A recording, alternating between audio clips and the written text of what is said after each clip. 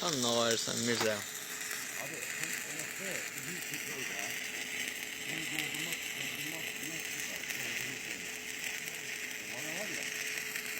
Master kaynakçıdır bu. Özüdür. Mr. Mirza.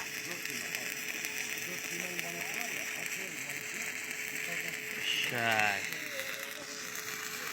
Ne bak altı bir. Slaka bakın. Sana can. Onu bir iki pajalista götürüp. Ay. Kızıl diye kızıl. Zamak var mı? Bir zamok.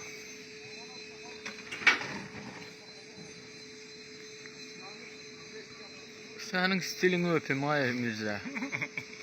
Stilini öpeyim. Ben de çekti. Yo sen çekmek olmaz. Bu da Mr. Mirza'dır. Pakistan'dan gelir. Azerbaycan dili bilmir. Oldu. Pakistan diline ne der değiller. Thank you very much. Da bas bayradan ha.